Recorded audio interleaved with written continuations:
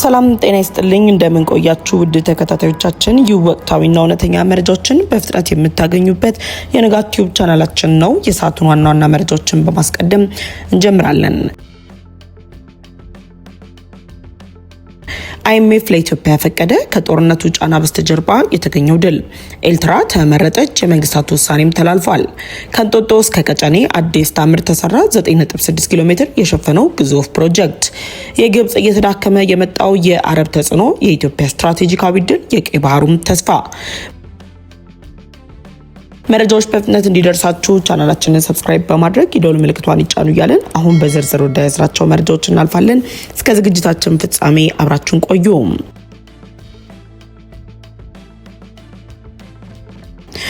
አይኤምኤፍ ለኢትዮጵያ ፈቀደ። ከጦርነቱ ጫና በስተጀርባ የተገኘው ድል። ኢትዮጵያ በዓለም አቀፍ ደረጃ እያደረገች ያለችው ሁሉን አቀፍ እንቅስቃሴ ተከትሎ በተለያዩ መንገዶች እየተፈጠሩ ካሉት የጦርነት ጫናዎች በስተጀርባ ከፍተኛ ድል መቀዳጀቷ ተሰምቷል። ዓለም አቀፉ የገንዘብ ድርጅት አይኤምኤፍ የ200 ሚሊዮን ዶላር የቅድመ ክፍያ ለኢትዮጵያ ለማቅረብ በመፍቀድ በመካከለኛው ምስራቅ ጦርነት የሚመጣውን ኢኮኖሚያዊ ጫና ለመቋቋም የምታደርገውን ጥረት የሚደግፍ ስምምነት ላይ መደረሱ ነው የተነገረው። የኢትዮጵያ መንግስትና አይኤምኤፍ መካከል የተደረሰው ስምምነት ይፋ ሆኖ በአልቫሮ ፔሬስ የሚመራው የአይኤምኤፍ ልዑክ ቡድን በአራቱ ዓመት የ3.4 ቢሊዮን ዶላር የተራዘመ የብድር ተቋም መርሃ ግብር አምስተኛ ግምገማ ላይ ሲሆን በዚህ ግምገማም በተደረሱ መግባባቶች በባለሙያዎች ደረጃ በኢትዮጵያና በአይኤምኤፍ መካከል ስምምነት ላይ መደረሱም ተሰምቷል። የተለያዩ አጀንዳዎች በተነሱበት በዚህ ግምገማ ላይ በአይኤምኤፍ ስራ አስፈጻሚ ቦርድ የተደገፈ ሲሆን በዚህም የ468 ሚሊዮን ዶላር ለኢትዮጵያ እንደሚለቀቅ መፈቀዱም ተገልጿል። በሂደቱ ላይ እስካሁን ለኢትዮጵያ የተሰጠውን አጠቃላይ ድጋፍ ወደ 2.6 ቢሊዮን ዶላርም አድርሶታል። አይኤምኤፍ ለኢትዮጵያ ከሚለቀው የ468 ሚሊዮን ዶላር ውስጥ 200 ሚሊዮን በመካከለኛው ምስራቅ ካለው ጦርነት የመጣውን ውጫዊ ጫና ለመቋቋም እንደሚረዳም ነው የተገለጸው። በተለያዩ ዓለማችን ሀገራት ላይ የኢኮኖሚ ችግር እየፈጠረ የሚገኘው የመካከለኛው ምስራቅ ጦርነት የንግድ ፍሰትን በማስተጓጎል በነዳጅና በማዳበሪያ ላይ ጊዜያዊ እጥረትና ከፍተኛ ዋጋ ጭማሪ ያስከተለ ቢሆንም የኢትዮጵያ ኢኮኖሚ እስካሁን ድረስ ይህንን ጫና ተቋቁሞ ጠንካራ እንቅስቃሴ እያሳየ መሆኑን ይፋ ሆኗል። የአይኤምኤፍ አዲስ ውሳኔ ለኢትዮጵያ ይዞት የሚመጣቸው እድሎችም ኢትዮጵያ በአስቸጋሪ ወቅት ለምታደርገው የኢኮኖሚ ማሻሻያ በርካታ ወሳኝ እድሎችና ጥቅሞችን ይዞ የሚመጣ ሲሆን ከነዚህ መካከልም የውጭ አምራች ዘርፎችን ከድንገተኛ መስተጓጎል መታደግ፣ ማዳበሪያና ነዳጅ፣ የሀገሪቱ ኢኮኖሚ ሞተሮች፣ ግብርና፣ ምርታማነትና ለትራንስፖርት ኢንዱስትሪ ሲሆን የተገኘው የ200 ሚሊዮን ዶላርም የቅድመ ክፍያ የተከሰተውን የዋጋ ንረት በቀጥታ ለመደጎም የሚውል በመሆኑ በግብርና ምርት ላይ መስተጓጎል እንዳይፈጠርና የትራንስፖርት ወጪ መናር በሌሎች ሸቀጦች ላይ ተጨማሪ የዋጋ ጭማሪን እንዳያስከትል ይከላከላል ተብሏል። በተጨማሪም ገንዘቡ የውጭ ምንዛሪ እጥረትን በማቃለልና የገበያ መረጋጋት በመፍጠር ከፍተኛ የገንዘብ ፍሰት ወደ ሀገር ውስጥ መግባቱን መንግስት የጀመረውን የውጭ ምንዛሪ ገበያን ማሻሻያ ወይም ሊብራላይዜሽን በተረጋጋ ሁኔታ እንዲያስቀጥል ያስችላል ተብሎም ተስፋ ተጥሎበታል። ኤርትራ ተመረጠች። የመንግስታቱ ውሳኔ ተላለፈ። ከዓለም አቀፉ ማህበረሰብ ለዓመታት ተርቃ የቆየችው ኤርትራ በተባበሩት መንግስታት ድርጅት ባገኘችው አብላጫ ድምጽ መመረጧ ተሰምቷል። በተባበሩት መንግስታት ድርጅት በተገኘው ድምጽ የተመረጠችው ኤርትራ የተባበሩት መንግስታት ድርጅት ጠቅላላ ጉባኤ ምክትል ፕሬዚዳንት መሆኗ ነው እየተነገረው። ኤርትራ የተመረጠችበት የተባበሩት መንግስታት ድርጅት ጠቅላላ ጉባኤ መድረክ በ85ኛው መደበኛ ስብሰባ ላይ ሲሆን በመድረኩ ላይም በመንግስታቱ ድርጅት ውስጥ ያለውን ባለብዙ ወገን ዲፕሎማሲ ዙሪያ ያተኮረ ቁልፍ አጀንዳዎች ላይ ምክክር ከተደረገ በኋላ በስብሰባው ለድርጅቱ 81ኛ ጠቅላላ ጉባኤ መሪ የሚሆኑ ሀገራት በተደረገ ምርጫ በኢሳያስ አፈወርቂ የምትመራው ኤርትራ የዚህ አካል ሆና ተመርጣለች። የምስራቅ አፍሪካዊቷ ሀገር ኤርትራ የከፍተኛ አባል ሀገራትን ድምጽ በማግኘት ከጠቅላላ ጉባኤ ምክትል ፕሬዚዳንቶች አንዷ መሆኗንም ተከትሎ ለኤርትራ አዲስ ምዕራፍ እንደተከፈተ እየተነገረም ይገኛል። ኤርትራ በመንግስታቱ ድርጅት ከተመረጡ ሌሎች 16 ሀገራት ጋር በመሆን የጸጥታው ምክር ቤት 5 ቋሚ አባላትን ቻይና፣ ፈረንሳይ፣ ሩሲያ፣ ብሪታንያና አሜሪካን በመቀላቀል የጠቅላላ ጉባኤውን ቢሮ በጋራ ትመራለችም ተብሏል። በዚህ መድረክ ከኤርትራ በተጨማሪ አፍጋኒስታን፣ ፊንላንድ፣ ግብጽ፣ ሊባኖስ፣ ፓራጓይ እና ዚምባብዌ ያሉ ሀገራትም በምክትል ፕሬዚዳንት መመረጣቸውም ይፋ ሆኗል። በተጨማሪም የተባበሩት መንግስታት ድርጅት በሚስጥራዊ መንገድ ባካሄደው የድምጽ አሰጣጥ ስነ ስርዓት የወቅቱ የባንግላዴሽ የውጭ ጉዳይ ሚኒስተር ካሉር ራህማን የ81ኛው ጠቅላላ ጉባኤ ፕሬዚዳንት ሆነው ተመርጠዋል።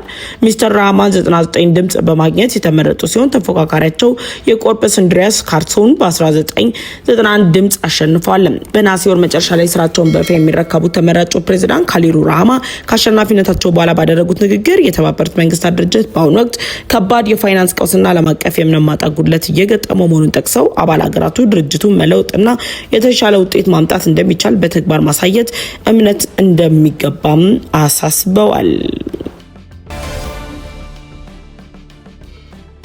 ከእንጦጦ እስከ ቀጨኔ አዲስ ታምር ተሰራ 9.6 ኪሎ ሜትር የሸፈነው ግዙፍ ፕሮጀክት ኢትዮጵያ መርጣለች በሚል መሪ ቃል የተካሄደው 7ኛው ሀገራዊ ምርጫ መንግስት ይፋ የሆነው እጅግ ታምራዊ ግዙፍ ሜጋ ፕሮጀክት በይፋ መመረቁ ተሰምቷል። የግዙፍ ሜጋ ፕሮጀክት ከእንጦጦ እስከ ቀጨኔ የሚዘልቅ የ9.6 ኪሎ ሜትር ርዝማኔ ያለው ግዙፍ ፕሮጀክት መሆኑን የተነገረው ከእንጦጦ እስከ ቀጨኔ መድኃኔዓለም ያለው የመልሶ ማልማትና የወንዝ ዳርቻ ልማት ፕሮጀክት በአዲስ አበባ ከተማ እየተካሄደ ያለውን የማይቆራረጥ የልማት ስራዎች ማዕከል ሲሆን ከ6ቱ የልማት መዳረሻዎች መካከል በግንባር ቀደምትነት የሚጠቀስና የሀገራዊ እድገታችን የአካባቢ ጥበቃና የከተማ እድሳት በተግባር የሚያሳይ ፕሮጀክት መሆኑም ተገልጿል። ሸገርን ማልማት በሚል መሪ ቃል የተጀመረው ይህ ግዙፍ ሜጋ ፕሮጀክት 600 ሄክታር የሚሸፍን የወንዝ ዳርቻ ልማት ሲሆን ከሌሎች ሀገራት የመጡ የኮንስትራክሽን ድርጅቶች በ5 ዓመታት ውስጥ መስራት ያልቻሉትን ልማት የከተማ አስተዳደሩ በኃላፊነት በመረከብ በኢትዮጵያውያን ወጣቶች የዲዛይን ስራና በኢትዮጵያውያን ጥምረት ተሰርቶ ተጠናቆ ለሀገር ውስጥም ሆነ ለውጭ ቱሪስቶች የሚሆን ሲሆን በኢትዮጵያ በተፈጥሮ ከለሙ አካባቢዎች መካከልም በግንባር ቀደምትነት የሚጠቀሰው አካባቢውን ዘመናዊነት በማላበስ ከ10 ሺህ በላይ ለሚሆኑ ዜጎች የስራ ዕድል በመፍጠር ጭምር ውበቱ የተጠበቀለት ለማድረግ የተሰራ ስራ መሆኑ ተሰምቷል። ጠቅላይ ሚኒስትር ዶክተር አብይ አህመድ የአዲስ አበባ ከተማ ክብር ከንቲባ አዳነች አቤቤን ጨምሮ ሌሎች ከፍተኛ የስራ ኃላፊዎች በተገኙበት በይፋም ተመርቋል። 7 የውሃ ማጠራቀሚያዎችን የያዘው ፕሮጀክቱ 3ቱን በመጠቀም የሚያጣራ ሲሆን 11 የሚሆኑ ድልድዮችን በመስራት ከሌሎች መንገዶች ጋር የሚያጣምር ስራ የተሰራ መሆኑን ተገልጿል። 22.4 የሚሸፍን የእግረኛ መንገድ ያለው ፕሮጀክት ሲሆን 6.4 ኪሎ ሜትር አዲስ አስፓልት እንዲሁም ወደ ተለያዩ ከተሞች መዳረሻ የሚያዳርስ የአስፓልት መንገዶችን ጨምሮ 4 ኪሎ ሜትር የሃይኪንግ መዳረሻም ተገንብቶለታል። በመጨረሻም የግብጽ እየተዳከመ የመጣው የአረብ ተጽዕኖ የኢትዮጵያ ስትራቴጂካዊ ድል የቀይ ባህሩ ተስፋ ኢትዮጵያ ወደ ቀይ ባህር ለመግባት የምታደርገውን ጥረት ተከትሎ የዲፕሎማሲ አማራጮችን ቀዳሚ አድርጋ በጀመረችው ጉዞ ቀዳሚ ያደረገችው ዓለም አቀፍ ተደማጭነትና የዲፕሎማሲ ጥረት መጠናከርን ተከትሎ ግብጽ በኢትዮጵያ ላይ የዲፕሎማሲ ብልጫን ለመውሰድ የምታደርገው ጥረት ሳይሳካለት መቅረቱ እየተነገረ ባለበት በዚህ ወቅት የኢትዮጵያ ኢንስቲትዩሽን ኦፍ ፎሬን አፌርስ በይፋዊ የኤክስ ገጹ ላይ ያስነበበው ትንታኔ መነጋገሪያ ሆኗል። በኢትዮጵያ ያለው ቢሮ ግብጽ በአረብ ዓለም ከሚገኙ ሀገራት የነበራትን ተሰሚነት ማጣቱን ይፋ ማድረጉን ተከትሎም የኢትዮጵያን የቀይ ባህር እንቅስቃሴ ላይ ተስፋ መኖሩን አመላክቷል። የግብጽ ጫና እየቀነሰ የመጣው ሀገሪቱ ሙሉ በሙሉ አቅም በማጣቷ ሳይሆን በአንድ ወቅት የግብጽን ብሔራዊ ጥቅሞች ወደ ሰፊው የአረብ ዓለም የጋራ አጀንዳነት ይቀይር የነበረው የግብጽ ተጽዕኖ ያጎላው አሮጌው የአረብ ብሔርተኝነት ስርዓት በመዳከም ሲሆን በአዲሱ የአፍሪካ ቀንድ የቀይ ባህር እውነታ ውስጥ የኢትዮጵያ ዋነኛ ተግባር የፈጠረላትን ሰፊ ዲፕሎማሲያዊ ሜዳ ወደ ዘላቂ ቀጠናዊ ተጽዕኖ መለወጥ እንደሆነም ተቋሙ ገልጿል። ቀደም ሲል ግብጽ የናይል ውሃ ደህንነትን የኢትዮጵያን የላይኛው ተፋሰስ አቋምና በቀጠናው መነሳትን እንዳጠቃላይ የአረብ ዓለም የጋራ ስጋት አድርጋ የማቅረብ ከፍተኛ አቅም የነበራት ሲሆን የሳቤ ከራሷ ከግብጽ ወታደራዊ አቅም በላይ የሆነ ትልቅ ተጽዕኖ መፍጠር የምችልበት እድል ሰጥቷት የነበረ ቢሆንም መጠቀም አለመቻሏም ተሰምቷል። ግብጽ በኢትዮጵያ ላይ ጫና ለመፍጠር ስትጠቀምባቸው የቆዩት የባህረ ሰላጤው ሀገራት ራሳቸውን የቻሉ ጥቅሞችን ከኢትዮጵያ ጋር የሚያገናኟቸው ሲሆን እንደ ሳውዲ አረቢያ፣ የተባበሩት አረብ ኤምሬቶችና ኳታር ያሉ በገንዘብና በዲፕሎማሲ ረገድ እጅግ ሀያል የሆኑ የባህረ ሰላጤው ሀገራት በአፍሪካ ቀንድ ያላቸው ፖሊሲ የግብጽ የናይል አጀንዳ ጋር የሚተባበር አለመሆኑን ግብጽን እቅዷን አፍርሶባታል።